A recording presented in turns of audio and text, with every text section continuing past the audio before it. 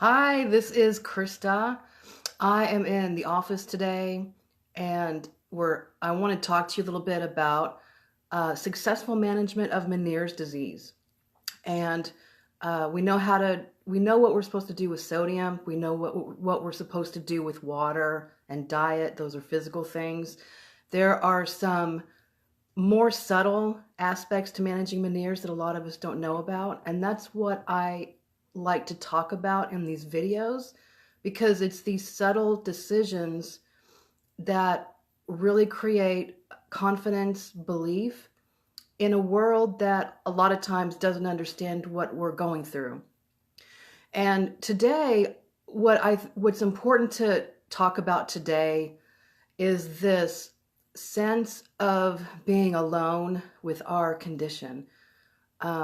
A lot of us have family members that we love. If we didn't have this health condition, we'd probably feel pretty much like other people in the world, that we're okay with our family, that we're supported by our family. But with Meniere's disease, it's so hard for family members and friends to actually understand what we're going through that it can create conflict and friction in the family. And this is important because we already feel like we're the only ones in the world going through this. A lot of people haven't met another person who's ever gone through Meniere's disease. And so the added friction of the family exacerbates that feeling of being alone, and it creates stress. And the more stress that we feel, the more difficult it is to follow through on what we know is good for us and to just have hope and courage. And so I wanted to take a minute and talk about relationships and how we communicate with each other. A lot of times, the way people respond to how we're feeling, they'll say, Krista, I hope you're feeling better. Why don't you try to stay positive? Have you tried this? And then there's this problem solving session when really what I always wanted in my relationships is an understanding and a space just to be myself, um, to complain if I need to complain, um, to be helpless if I needed to be helpless. But people, we're not trained to do that for another. We're trained to solve another person's problems, that if we can solve their problems, then that means we're being good to them.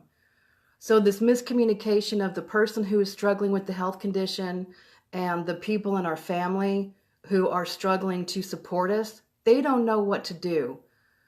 And so what I want to encourage you today is try to communicate what it is you need from the other person, while at the same time acknowledging that all they're doing is trying to support you. Giving gratitude to each other in our communications in our family creates trust. And what I think is most interesting is you can have a sense of connection with another without understanding, hi, thank you, without totally understanding exactly where they're coming from. You can have a connection by a look in the eye. Have you ever had one of those experiences where you you're walking on the street and you see another stranger and you look at them and you're not really sure why, but there's this instant connection? We can connect with people without completely understanding who they are and where they're coming from if there is an overlap in gratitude of the other.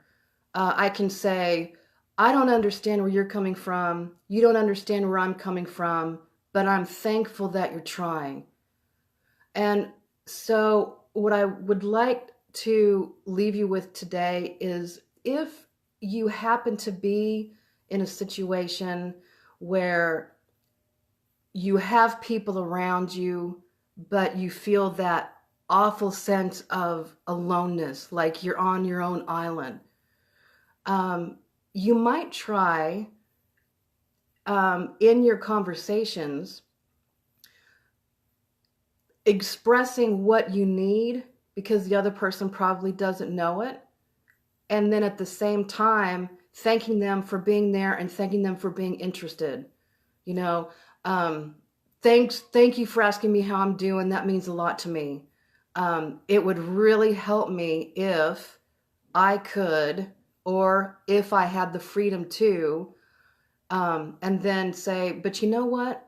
One thing I do notice, what that I do enjoy in our relationship is this specific thing. And if people in your family don't know how to respond to you, don't know how to talk to you, you can tell them. You can say, all right, I'm going to say these things to you, and then you could try saying these things to me. And the goal is to, as we are doing our life, as we are improving in diet, in sodium, in our making sure we know what's surrounding us and what's influencing us, that you don't feel you're estranged from your family, because you know how to walk around and say what you mean and ask them to do the same thing, while at the same time expressing the gratitude that somebody is there, giving a darn about how you're doing, even if they don't say it right, if they don't know the right things to do. Communication can be a very complicated situation, but the basic underlying blocks are that we don't know what we're doing, we're learning along the way, and we are loving each other as we do that. Um, all right, so I'm going to leave you with that. If you do have a family, and you think about things like communication with your family and it's important to you, I'd love to hear your take on it. Um, if you are in a place where you're looking for one-on-one mentoring, if you're looking for an ally to walk side by side with you on this Meniere's journey, I'm going to leave that link to my personal schedule. You're welcome to click it, book a free session. We'll talk about, how you're doing, what your support unit's like, where you see yourself in 3 months. We'll talk about one-on-one mentoring. You say, yeah, I think that's cool, we're going to go through with it. Or, no, I'm not going to go through with it. No big deal. I just want to know it's available to you. But I will catch you on the next video. And I hope that you are having a good day. I hope your symptoms are low. And I hope that you feel confident dealing with these little agitators of stress, like relationships. You want smooth sailing so that your interior body, your interior mind is guiding you toward better, healthier days every single day. So thanks for coming. I'll see you on the next round.